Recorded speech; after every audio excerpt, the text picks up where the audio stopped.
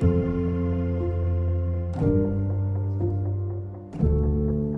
am Martin Zebracki. I am an Associate Professor of Critical Human Geography in the School of Geography at the University of Leeds. I am the Principal Investigator of the AHRC-funded project Queer Memorials, International Comparative Perspectives on Sexual Diversity and Social Inclusivity. In the project Queer Memorials, we've looked at 3 case studies, and they are situated in different historical, cultural and social contexts. So the first case study is the Homo Monument in Amsterdam, the other one is Gay Liberation Monument in New York, and the third one is Tęcza, which means rainbow in Polish, placed in the urban capital of Warsaw in 2012 and was burned down and removed in 2015.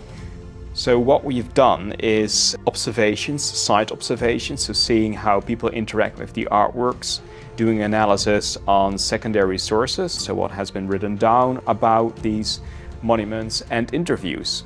First of all, interview is always a process of situating yourself within what other people think, and so it's a dialogue. And in that way, it's participatory, and the key actors, the commissioners, those who know a lot about historical context of the monuments, they've become a participant in the discourse around the artwork. So in a sense, the artwork, by talking about it, is socially reproduced. Questions, they can be sometimes unplanned, and responses could be spontaneous, and people could reveal new perspectives of the subject matter that have not been considered before. Doing research on secondary sources, it's you as a researcher interpreting the secondary data. So that's really a powerful element of interviews. This participatory element is opened up.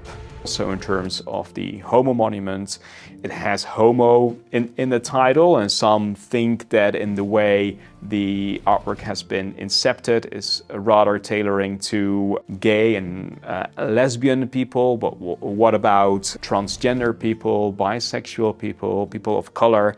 So in that sense, it's an issue about representation of LGBTQ+ people, or limits to representation.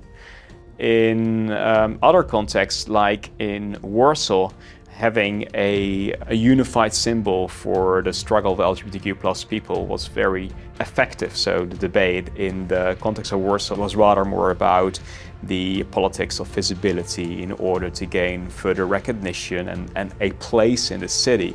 In doing the research, you build on best practices, and it allows you to refine your research. So that's also one participatory element. So the research participants allows you to gain more insight into your own research design and to refine it. So in that sense, the research participant helps you in building on your own research, and then you in a way become your own participant in your project. So it's very interesting how that interpersonal relation unfolds in the context of a project.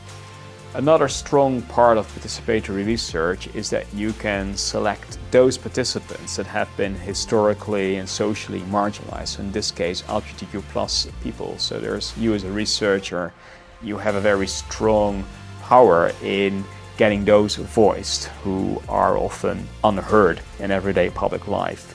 And in that sense, you can empower the participants, especially when they come from marginalized communities.